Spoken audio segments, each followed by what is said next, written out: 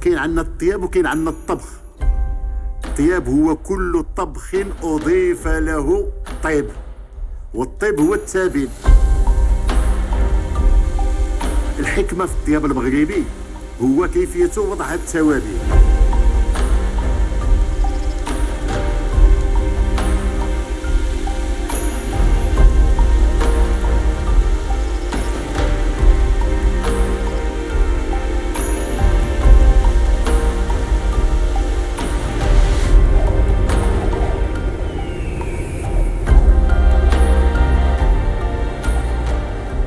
مسألة التوابل بالمغرب كانت عن طريق التجارة، سواء من المشرق أو من الصحراء أو من أوروبا. لذلك كان هذا التنوع هذا في التوابل المغربية.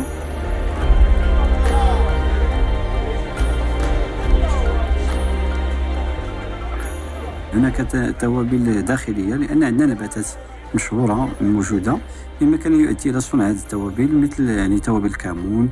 شنو كان في المغرب؟ ما كان شيء. كانت النيورة كيطحنوها كيدقوها، كان شي كتطحن ديك الساعة كتدق. كانت الكروية، حبة حلاوة، الكمون، الملحة والفلفلة الحمراء. هذا هو الشيء القديم. من بعد مع المد عاوتاني جا عاوتاني الابزار.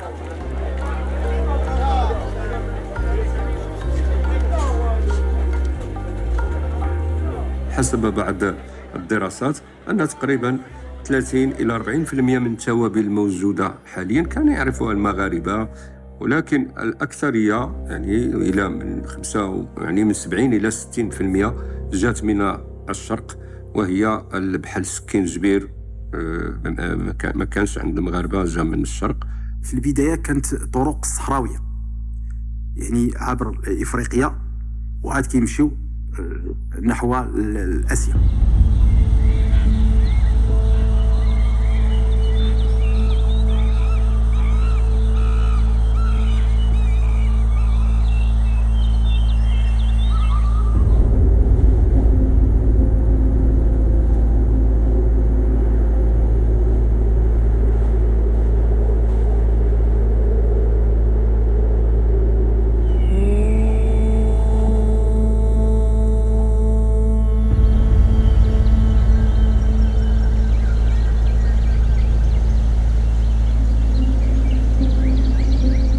كنرجعوا للتاريخ، وسجل مسا كانت هي ملتقى القوافل. سجل مسا كان اكبر سوق افريقي.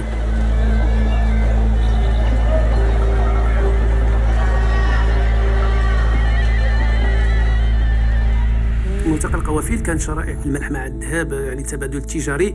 كانت سجل مسا كتمتد من هنا، كيمشيو القوافل موريتانيا، تومبوكتو، البرتغال. يعني كانت هي ملتقى القوافل.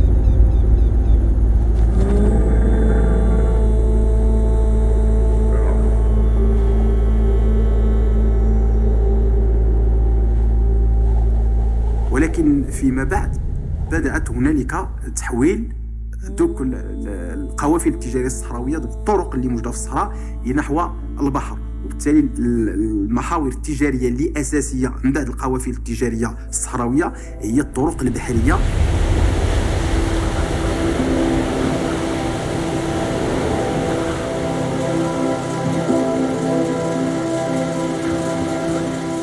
خصنا نعرفوا بأن التوابل شحال هادي كانت مواد استراتيجية. الاكتشافات الجغرافية الكبرى، علاش كانت هذه الاكتشافات؟ من أجل الوصول إلى أماكن إنتاج التوابل. عندنا القرفة اللي كانت مادة أساسية، واللي المستعمرين الأوروبيين تقريبا أبادوا شعوبا من أجل السيطرة على هذه القرفة. بعض المؤرخين كيقولوا بأن الإسكندر المقدوني في ذاك الفتوحات ديالو الكبيرة كانت من أجل الوصول إلى أماكن إنتاج توابل.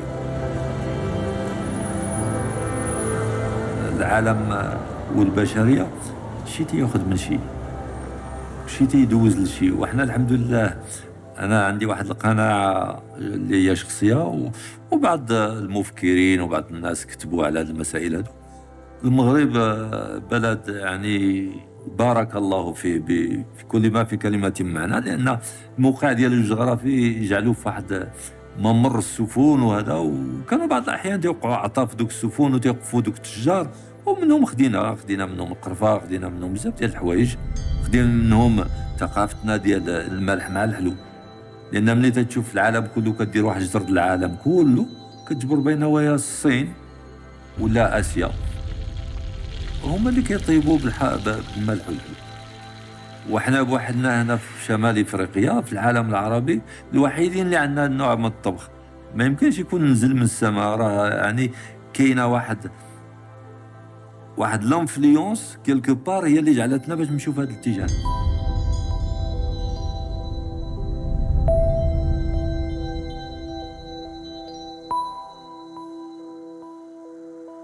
مني دخلت التوابل بدات عند الطبقات الغنية والأرستقراطية، لأن الطبقات الشعبية آخر ما تفكر فيه هو أن ينمق الطعام ويزوقه ويزيد فيه وينقص منه إلى آخره. الصفر ديال الخرقوم كيحيي عرق الجدام على 40 عام. إذن ما كانوش كيعرفوه، هذا كان عندهم مثل مشهور قديما، لأن من جاهل شيئا عاداه. يحكى في كتب التاريخ أن أحد السلاطين يعني أحضروا له بعض التوابل التي لم تكن معروفة في المغرب، فاستهجنها، يعني ما عجباتوش، فأمر بعدم بيعها في المغرب حيث هو ما عجباتوش شيء. فما عرفناش شنو هو هذا النوع من التوابل اللي دابا راه غير موجود، لأن المؤرخ اللي ذكرها ما ذكرش شنو هو شنو هي هذيك المادة. كانت صعيب بزاف باش تكون في المتناول ديال الجميع. راس الحانوت مثلا دابا كانت تكتب فيها من 36 حتى 50 عشبه، ما كانش كدار فيها. هذه شحال كان بسيطه كيديروا فيها 7 داكشي اللي كان. ثم فيما بعد مني صبحت التجاره ومني ولات الوفود المغربيه كتمشي للحج كتجيب معها توابل ماشي غير الهند ولا هذا، تجيب حتى توابل اللي معروفه بلاد الحبشه، ولا مروا على تشاد او مالي ولا شي حاجه كانوا تيجيبوا بعض التوابل اللي معروفه تما.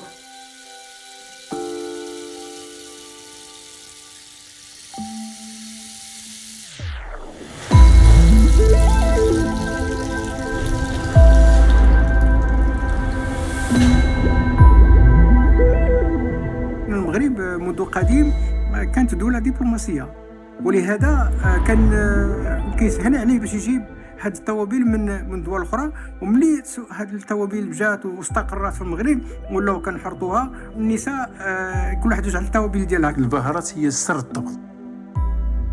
إذن ملي كنقولوا مثلا السر ديال الطبخ ديال اللي هو عادي، مثلا نديروا المحمر، غادي نديروا الفلفل الاحمر، غادي نديروا الثومه، غنديروا، ولكن كاينين اللي دادا اللي كان عندهم اسرار. الا هضرنا على اللي دادا لو سوغري ديال شك مرأة في منزلها، بحيث ان لي زيبيس قديما ما كانوش كيتشراو عند العطار مطحونين، كنشريو البزار ونشريو السكنجبير ونشريو القرقوم ونشريو الكمون، وهذا كله كندقوه في المهراز. اذا المرأة عندها هذه الدقة في اختيار التوابل اللي كتبغي.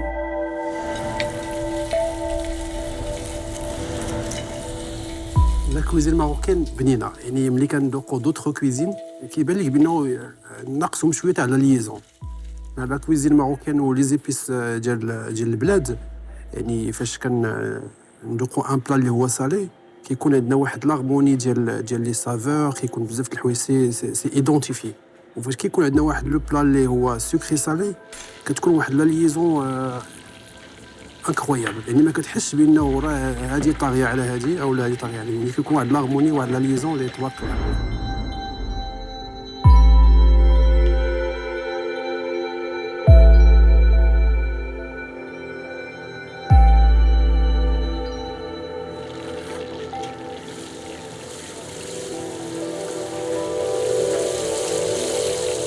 حنا كنعطيو قيمه لليبيس. الليبيس ديال بحال الدري صغير، الدري صغير ملي كتربيه مزيان وكتعامل معاه مزيان حتى هو كيكبر كيتعامل معاك مزيان. كذلك ان ليبيس ملي كتعامل معاه مزيان وكتعطيه الحقو وطريقو كيفاش تخدم به، كيفاش تستعملو في لي بلا ديالك، كيعطيك حتى هو لا غونطابيليتي في لي بلا وكتبان لك لو ريزولتا فينال.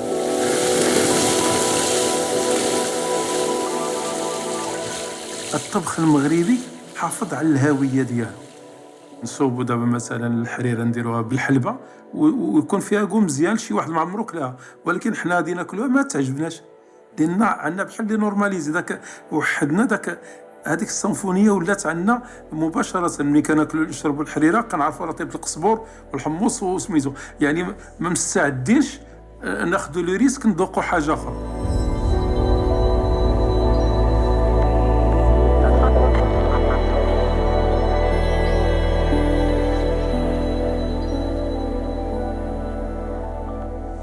استطاع المغاربة فيما بعد أن يصنعوا خلطة خاصة بهم وهي راس الحانوت. راس الحانوت فيه كاع هذيك التوابل اللي كاينه، جمعوها في واحد الخلطة اللي تستعمل في بعض الأكلات، في المرق، في المروزية، في الطاجين إلى آخره، وهذه خاصة بالمغاربة ديال راس الحانوت. أما في بلاد الشرق وفي أوروبا لا زالوا يبيعون التوابل معزولة عن بعضها البعض. راس الحانوت شنو هو؟ تمشي عند الملحم تقول لي اعطيني احسن ما عندك، هو تقول لك راس الحانوت احسن ما عندك ويعطيك راس الحانوت. اذا هذوك التوابل ديال راس الحانوت كتختار المراه واحد عده توابل كتطحنهم وكتخلطهم. راس الحانوت حقيقه كاين فيها دي سكري. انا الجميع اللي كهضر على راس الحانوت في الانترنت سمعتهم كاملين، منهم من أصاب منهم من أخطأ، منهم اللي غير كيعاود، ولكن المشكلة كلها في الدوزاج. لأن راه شحال غادي نديرو ديال البسيبيسا، شحال غادي نديرو د النويورة وهادو لي ماجور اللي كيعطيو سميتو، شحال ديال الكوزة، يعني خصها تعطى بواحد المقادير اللي هي غافينة. لأن علاش؟ لأن فيها أعشاب سخونة وفيها أعشاب مهيجة اللي ما غادي يعطيناش راس الحانوت بالكراماج، غير كيعاود لنا الحجاجي وصافي.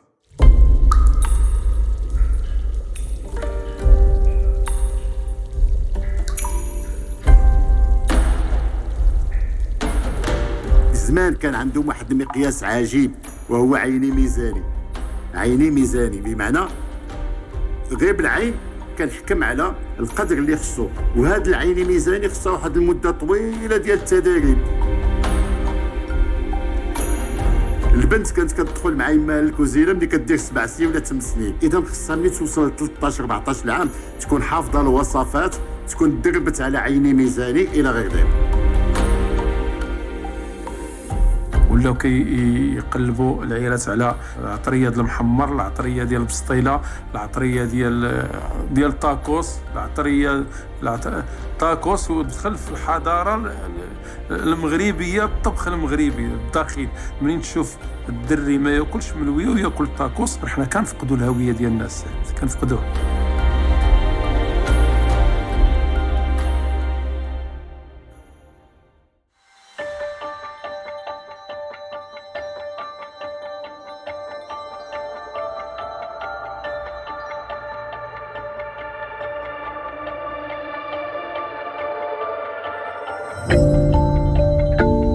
واي مغربي تيستقبل الضيف ديالو تيستقبلوه باحسن ما عنده. بعض الاحيان تيفرط في راسو وفي ولادو غير باش يكرم داك الضيف.